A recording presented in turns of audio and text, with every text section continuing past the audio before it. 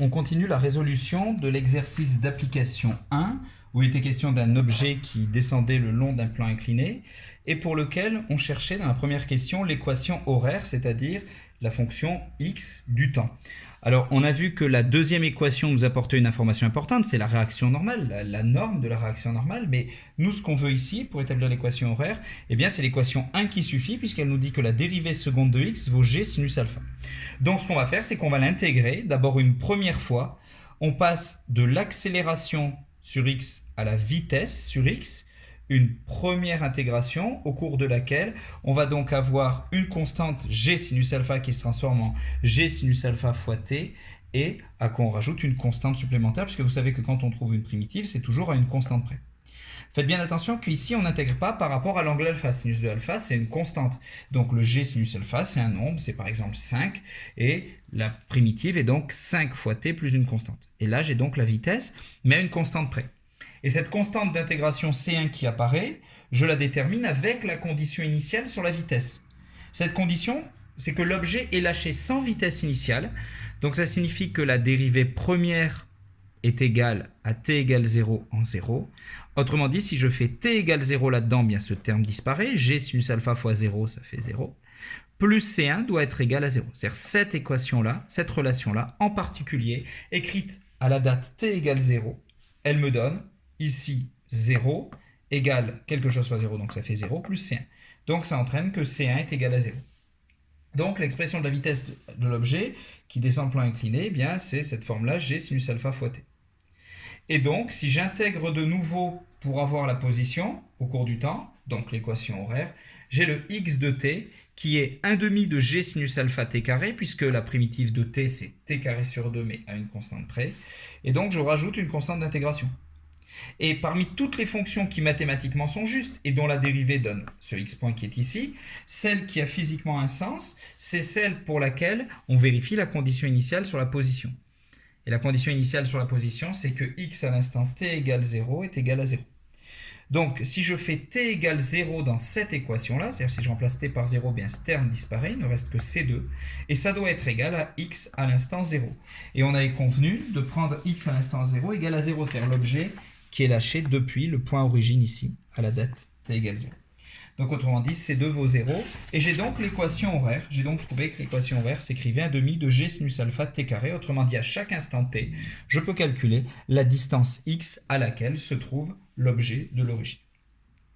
Si je veux la vitesse de l'objet au point I, c'est-à-dire la vitesse de l'objet quand il a atteint le bas de la pente, ici, quand il se retrouve au point I, je ne l'ai pas réécrit, mais c'est ce point qui est ici, eh bien, ce qu'il faut que je cherche, c'est, si j'écris la vitesse de l'objet, je vous rappelle que ça s'écrit g sinus alpha fois t, ce qu'on vient d'établir à l'instant. Mais nous, ce qu'il nous faudrait avec cette équation horaire x et puis avec cette vitesse v de t en fonction du temps, c'est de connaître la date ti à laquelle l'objet atteint le point I. Parce que si j'ai cette date ti, je peux en déduire ensuite la vitesse à cette date-là, c'est-à-dire la vitesse au moment où l'objet atteint le point I. Donc mon but, c'est de déterminer dans un premier temps à quel instant t l'objet arrive ici au point I. Pour trouver ça, il faut que je traduise en termes de distance le fait que quand l'objet est tout en bas, quand l'objet est au point I, eh bien x vaut alors d, puisque x égale 0 ici, on a dit qu'il y avait une distance d jusqu'au point I, donc le x à l'instant ti où l'objet arrive tout en bas, c'est x de ti qui vérifie ça, x de ti égale d. Et donc, x de t étant cette équation-là, j'isole le ti qui est racine de 2d sur g sinus alpha. Avec cette expression de ti, je peux maintenant exprimer v en fonction de ti, c'est-à-dire remplacer t par cette expression qui est le temps en particulier quand l'objet arrive tout en bas de la pente au point I. Et donc c'est g sinus alpha fois ce ti là. J'ai plus qu'à remplacer ti par son expression, donc le racine de 2d sur g sinus alpha, ce qui est fait ici. Et finalement, je trouve comme ça que x point de ti, c'est racine de 2gd sinus alpha. Autrement dit, quand l'objet arrive en bas de la pente, qu'il a parcouru une distance d, sa vitesse, c'est racine de 2gd fois sinus de l'angle que fait la pente, justement, le plan. Et on voit donc que sa vitesse, elle va être d'autant plus grande que l'angle alpha est grand. C'est physiquement cohérent. Tout doucement, je vous apprendrai à vérifier deux choses à chaque fois que vous avez une formule. C'est la cohérence du point de vue de l'unité, on dit aussi de la dimension, mais ça fera l'objet d'une vidéo particulière, d'un cours particulier. Et puis, une autre chose à vérifier, c'est la cohérence physique. C'est-à-dire, évidemment, vous savez bien que physiquement, plus vous allez mettre une pente qui est grande, et plus l'objet va aller rapidement, et plus sa vitesse sera grande. Et effectivement, sur 0 pi sur 2, c'est-à-dire sur un intervalle alpha compris entre 0 et 90 degrés, la fonction sinus est croissante, donc plus alpha est grand, et plus cette quantité sera grande. Donc plus le plan est incliné, et plus l'objet en bas ira vite, ce qui est cohérent. Alors une remarque, c'est qu'on trouve ce résultat plus rapidement avec une approche énergétique. Et c'est ce qu'on fera d'ailleurs dans le deuxième chapitre qui sera consacré à l'approche énergétique. On va prendre un deuxième exemple d'application dans la troisième partie, et c'est le cas d'un objet en mouvement, toujours sur un plan incliné, donc c'est en fait la même situation, mais cette fois-ci avec un frottement fluide. Un frottement solide, pardon, pas un frottement fluide. C'est-à-dire qu'on va tenir compte du fait que l'objet et le plan sur lequel il est posé, exercent un sur l'autre une force de frottement. Et donc on va tenir compte de ces frottements-là. On va faire la même chose. Nos buts sont d'établir l'équation horaire du mouvement et de trouver la vitesse de l'objet au point. Alors pour établir l'équation horaire du mouvement, on suit la même démarche, c'est-à-dire qu'on applique encore la deuxième loi de Newton à l'objet, en précisant bien qu'on est dans le référentiel terrestre, que l'on suppose galiléen. Pourquoi je dis supposer galiléen? Parce qu'en toute rigueur, il n'est pas galiléen, mais c'est quelque chose qu'on verra cette année. Mais moyennant une très bonne approximation liée à la durée de l'expérience, on peut considérer qu'il est galiléen. Eh bien, j'écris donc de nouveau somme des forces égale masse fois accélération. C'est l'accélération du centre d'inertie, mais de toute façon, on ramène l'objet à un seul point. C'est le cas ici, ce qui me permet d'ailleurs de faire apparaître un seul point avec les trois forces que je peux, même si dans la réalité, elles ne s'appliquent pas au même point. C'est-à-dire si l'objet a une extension spatiale, P s'applique au centre d'inertie. Mais je peux très bien ramener, puisque je fais de la mécanique du point, l'objet à un seul point, et puis mettre les trois forces ici pour mieux voir comment ça se comporte. Et je vais projeter ces vecteurs. Alors, le vecteur P, on l'a déjà projeté deux fois. Je rappelle ses composantes ici. La réaction normale, elle est que sur EY. Quant à la réaction tangentielle, elle, qui traduit maintenant le frottement, donc on ne la néglige plus, ce RT, alors qu'on le négligeait dans le cas précédent, c'est moins RT sur X. Pourquoi moins? Parce qu'on tient compte du fait que ce RT, il est dans le sens opposé à X. Le sens du mouvement, c'est X, mais là, ici, on a une réaction tangentielle en sens moins EX. Et la réaction tangentielle, c'est F fois Rn. Donc là, on va avoir besoin de la connaissance de Rn pour en déduire RT. L'accélération, c'est toujours X point sur EX et Y point sur EY. Donc, quand j'écris masse fois accélération est égal à la somme des forces, eh bien je fais apparaître ces différents termes. Et là encore, je préfère une écriture ensuite sous forme de vecteur colonne qui a le mérite de bien distinguer ce qui se passe sur X et ce qui se passe sur Y, de bonne façon à les isoler. On n'est pas obligé de faire ça, mais ça permet bien de voir ici qu'il se passe certaines choses sur X et d'autres choses sur Y. Alors, en particulier, vous remarquez que pour Y, comme tout à l'heure, comme le mouvement ne se fait que sur l'axe des X, Y point et Y point sont nuls. Y est une constante. Il n'y a pas de vitesse, il n'y a pas d'accélération sur X parce que l'objet il ne décolle pas, il reste que sur l'axe des X. Donc j'ai un système, une équation sur X, une équation sur Y. Là encore, vous voyez une relation vectorielle qui donne lieu à deux équations, puisqu'on a deux dimensions. Alors, les deux équations sont celles-ci. Elles sont directement issues de l'égalité sur X et sur Y de ces deux vecteurs. Et donc, si j'isole de la deuxième équation Rn, je vois que ça vaut toujours mg cos alpha, comme c'était le cas dans le premier exercice. Et puis, cette fois-ci, masse fois accélération, il y a le mg sinus alpha comme tout à l'heure, mais il y a le terme en RT. Alors, j'insiste bien que au début, j'avais du moins RT ici. Mais ce moins RT, on peut le remplacer directement par FRN. C'est pour ça que c'est FRN qui est apparu ici direct. Mais c'est en fait le moins RT qui va. Donc, le Rn étant égal à mg cos alpha, je le remplace ici. C'est pour ça que j'ai mg sinus alpha moins f, et puis là le mg cos alpha.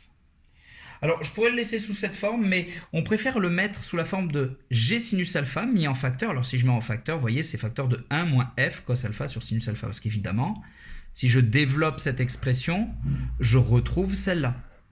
Donc, en fait, ce que je vois, c'est que j'ai un x point qui vaut g sinus alpha fois quelque chose. Et le mérite de cette expression, c'est de retrouver la même chose que tout à l'heure, c'est-à-dire on a g sinus alpha fois quelque chose, et ce quelque chose, vous remarquez que si on néglige les frottements, c'est-à-dire si on pose un coefficient de frottement f égal à 0, pas de frottement, c'est-à-dire pas de réaction tangentielle, eh bien ce terme disparaît, je retrouve le cas de l'exemple précédent. Et en revanche, plus f est grand, et plus ce terme, évidemment, va avoir tendance à être petit. Alors, il se trouve que le f ne dépassera jamais, il ne sera jamais plus grand que tangente alpha, parce qu'on ne peut pas avoir un exponent qui devient négatif, c'est-à-dire que la réaction tangentielle, elle ne peut pas faire remonter l'objet vers le haut. Donc il y a une certaine limite qui est imposée par certaines lois. Bon. Mais en tout cas, pour nous, la seule chose à bien remarquer, c'est que ici, ce terme est inférieur à g sinus de alpha, mais il reste positif. Alors qu'est-ce que je vais faire? C'est une constante, il y a du sinus, de la tangente, peu importe, c'est une constante, donc quand j'intègre, c'est cette constante fois t plus une constante d'intégration, et comme tout à l'heure, comme à l'instant t égale 0, eh bien je veux que la vitesse soit égale à 0, c'est-à-dire quand je fais t égale à 0, ça doit être égal à 0, ça impose que C1 est égal à 0. J'ai de cette façon x point, et en intégrant de nouveau, j'ai x de t. Donc j'intègre t en t carré sur 2. Donc j'ai tout ce terme-là, plus une constante d'intégration. Et comme x à l'instant 0, il doit valoir 0, ben si je remplace t par 0 là-dedans, ça disparaît. Et donc x2 doit être égal à x2, 0, c'est à 0. Donc, pas x2, excusez-moi, c2 doit être égal à 0. D'où l'équation horaire qui est simplement, qui est celle-là. Ça c'est l'équation horaire. Donc vous voyez, en l'absence de frottement, c'est-à-dire si je prends f égale 0, je vais retrouver avec mon équation horaire celle qui a été établie dans l'exercice précédent. Mais cette fois-ci, l'objet avance moins vite, et s'il avance moins vite, c'est bien sûr à cause des frottements. L'exemple suivant que je vais prendre, c'est celui du projectile dans le champ de pesanteur. C'est le grand exercice classique de terminale. J'insiste vraiment dessus parce qu'il va être la base de beaucoup de choses, donc il faut vraiment que vous le maîtrisiez très bien. L'idée, c'est qu'on va prendre un objet, qu'on va le lancer dans le champ de pesanteur. Vous connaissez la trajectoire, ça va être une parabole. On va essayer de retrouver toutes les caractéristiques de cette parabole. Les hypothèses, c'est qu'on étudie donc le mouvement d'un objet supposé ponctuel, de masse m, lancé avec une vitesse v0, faisant un angle alpha avec l'horizontale. C'est-à-dire qu'initialement, voilà la vitesse avec laquelle est lancé l'objet. Alors, on suppose que le champ de pesanteur G est uniforme. Ça, ce n'est pas quelque chose d'évident parce que si on réfléchit à la rotondité de la Terre, vous savez bien que, en fait, le champ G ne peut pas, le champ de gravitation ne peut pas être uniforme parce que si on se représente la situation, là vous avez la Terre, en un point la surface de la Terre ici, G est ici, puis G est ici, là G est ici, G est ici.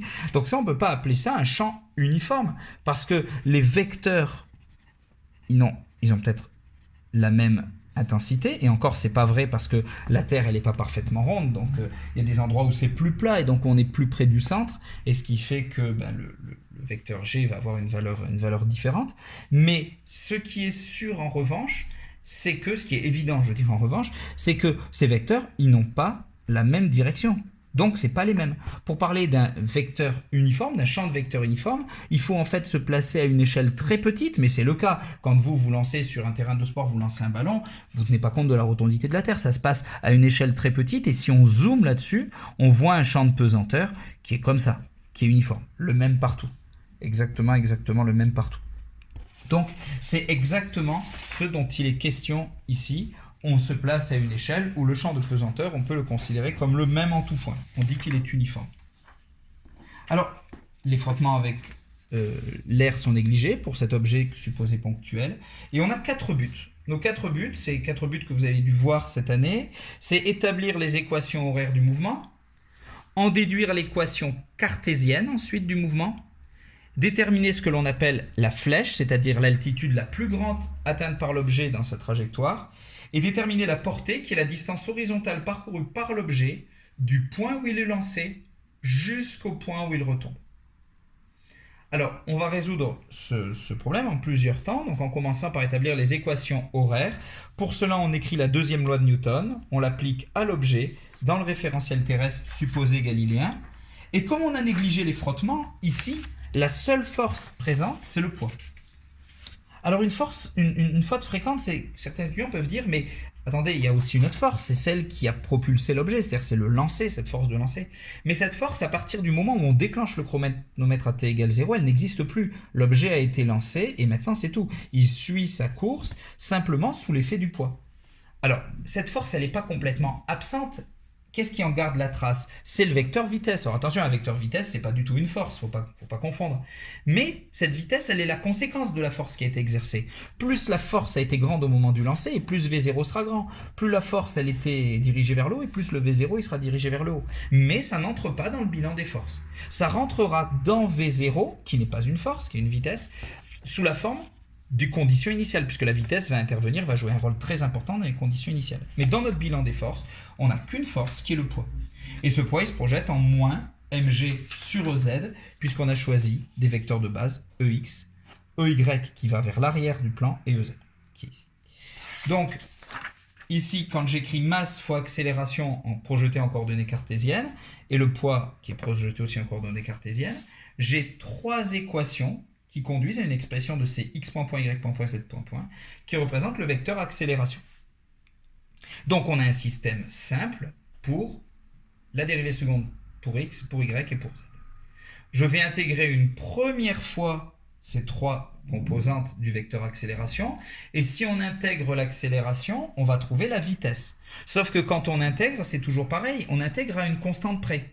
Une constante C1 qui apparaît ici, C2 qui apparaît ici, et C3 qui apparaît ici. Donc, si je veux déterminer ces constantes, il faut justement que j'utilise les conditions initiales qui portent sur la vitesse. Alors, à t égale 0, qu'est-ce que je sais? Je sais qu'à t égale 0, j'ai un vecteur vitesse qui fait un angle alpha avec x. Et là, je vais faire comme j'avais fait avec la force. C'est ce que je vous disais au moment où on projetait la force. Quand on projette une vitesse, on fait de la même chose. C'est-à-dire qu'on regarde du point de vue de la trigo, on sait que V0 se projette orthogonalement. Je vous rappelle, c'est un projeté orthogonal, donc à chaque fois, on trace la perpendiculaire à l'axe des x et on a Vx. La perpendiculaire ici à l'axe des z et on a Vz. Ici, j'ai mis un Vy, mais il faut que vous corrigiez parce que c'est évidemment un Vz. Il n'y a pas de composante sur y ici. Et donc, vous avez les deux composantes qui sont Vx sur V0 cos alpha et Vz sur V0 sinus alpha. D'ailleurs, je n'ai pas fait la bêtise ici, puisque vous voyez que quand j'ai apporté le vecteur, j'ai bien mis sa composante sur x, sur y0. Il n'y a pas de composante sur y. Y, c'est la composante qui est ici. On n'envoie pas l'objet vers l'arrière ou vers l'avant, on l'envoie dans ce plan-là. Et puis Vz qui est là, V0 sinus alpha.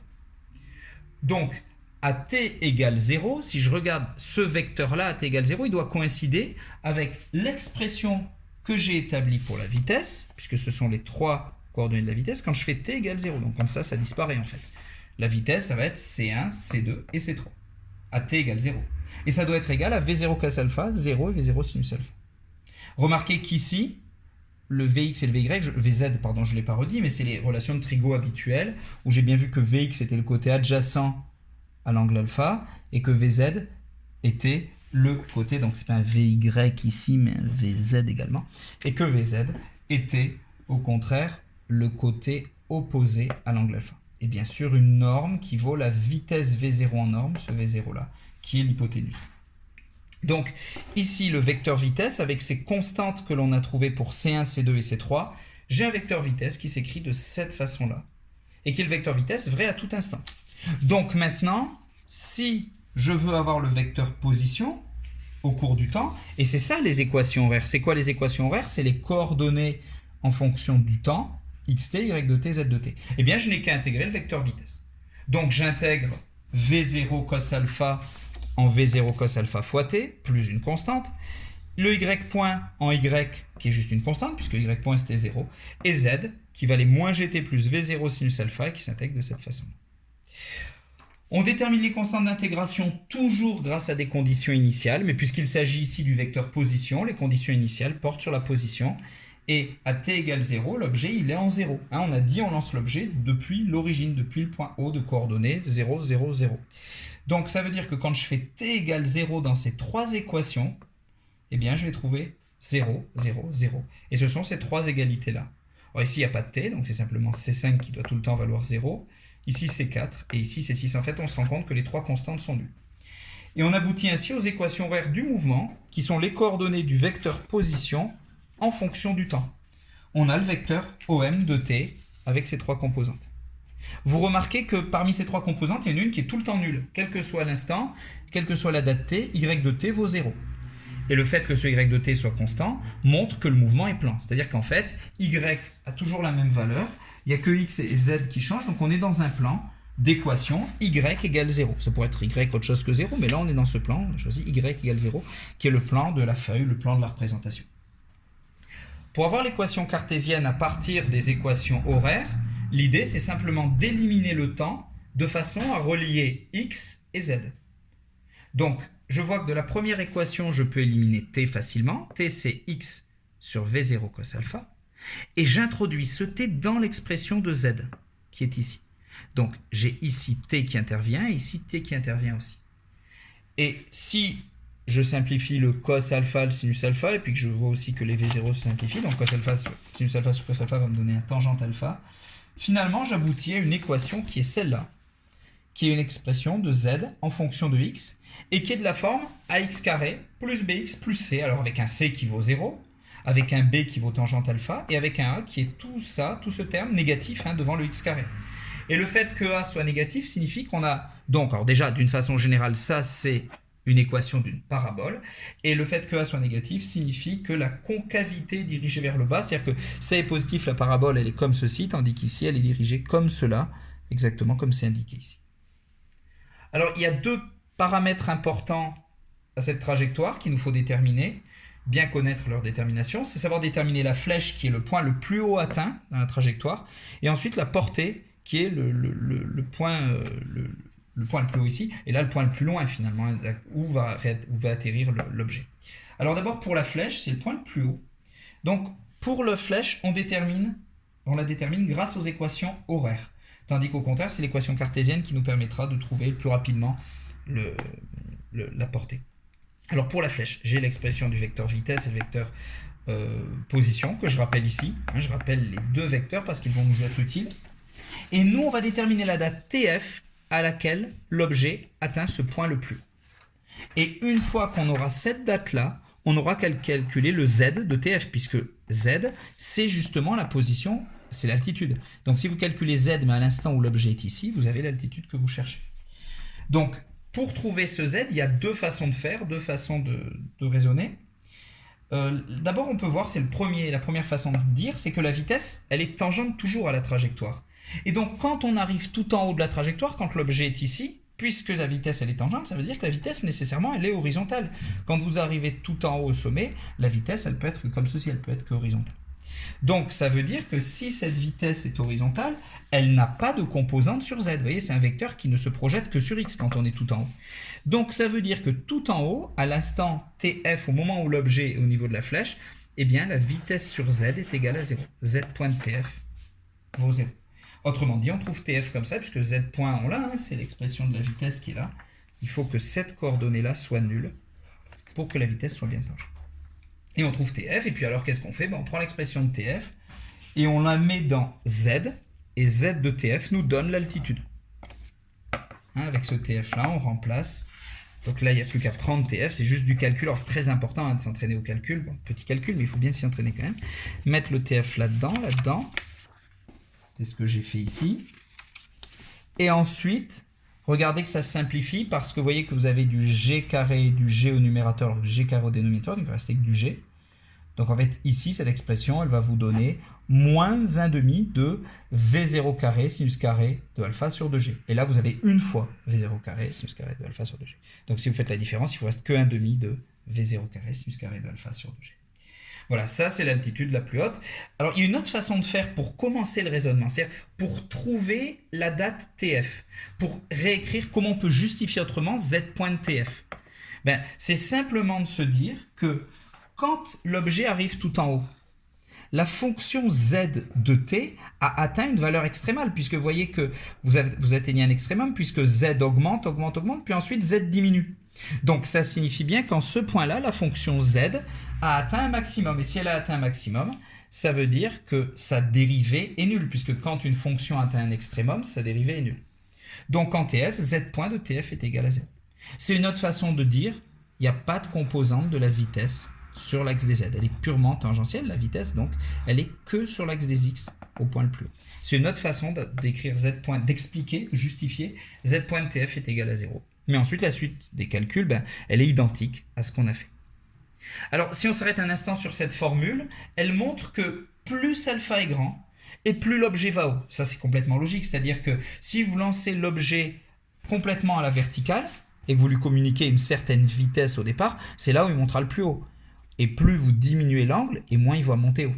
Ça, c'est évident. Et c'est ce que vous voyez ici, puisque la fonction sinus est une fonction croissante sur l'intervalle 0 pi sur 2. Et c'est l'intervalle qui nous intéresse, parce que quand vous lancez l'objet dans cet exercice, je ne l'ai pas dit, mais l'objet, on le lance avec un angle soit 0, soit au maximum pi sur 2, mais on ne va pas l'envoyer en arrière. On est en train de l'envoyer avec un angle qui est compris entre 0 et 90 degrés.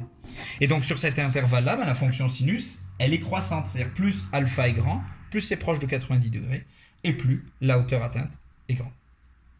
Un dernier point important, c'est de trouver la portée, c'est-à-dire la distance qui a été parcourue par l'objet entre le moment où il a été lancé au point O et le moment où il atteint le sol au point P. Alors, cette portée, cette distance, on va la noter D, et on va utiliser l'équation cartésienne, parce que ce qu'on remarque, c'est que pour le point d'abscisse, de ce point P, qui correspond au point atteint par l'objet quand justement il arrive au niveau du sol, eh bien, on a une distance D, donc à ce moment-là, le point P, il a une abscisse qui vaut D, et quand je remplace X par D, je dois trouver Z qui vaut 0. Dans cette équation cartésienne, dans cette équation de parabole, vous voyez que la parabole, elle correspond à Z égale 0 ici pour X égale D. C'est ce qui est fait ici, j'ai remplacé X égale D, et je dois trouver Z égale 0. Je mets D en facteur. Alors, on pourrait ici se dire je dois résoudre une équation du deuxième degré, mais surtout ne faites pas ça. Mettez simplement D en facteur, et vous voyez que vous avez un produit de deux termes. Vous avez D fois toute cette parenthèse égale 0. Et D ne peut pas être égal à 0, parce que sinon, il y a une solution qui donne Z égale 0, mais c'est ce point-là. Ça, on sait bien que ce n'est pas la portée, c'est le point de départ. Donc, ça ne peut pas être D égale 0. C'est une solution nécessairement non nulle. Donc, quand vous avez un produit qui est égal à 0, c'est soit un des termes ou l'autre terme qui est égal à 0. Et là, ça ne peut pas être celui-là. Donc, nécessairement, c'est la parenthèse. Et puisque c'est la parenthèse qui est égale à 0, vous voyez, vous avez une équation simple d'où je vais extraire D. Je vais passer ce terme de l'autre côté, puis je vais diviser par tout ça. Faites attention à ces tout petits calculs, hein, c'est très très important, puisque la physique, elle est jalonnée de calculs cette année, donc il ne faut pas les négliger. Et vous voyez que si j'isole D, ça me donne ceci. Alors cos carré et cos, ça va se simplifier. Mais je vais faire une simplification supplémentaire. Le 2 sinus alpha cos alpha, il vaut sinus de 2 alpha. Vos formules de Trigo vont jouer un rôle très important cette année, ne les négligez pas. Et 2 sinus x cos x, c'est sinus de 2x. Et ça, si on l'écrit sous cette forme-là, la portée, c'est beaucoup plus parlant. Parce que ce que ça vous montre, c'est que cette fonction-là, de alpha, quand est-ce qu'elle est maximale? Elle est maximale quand on a le sinus qui est égal à 1.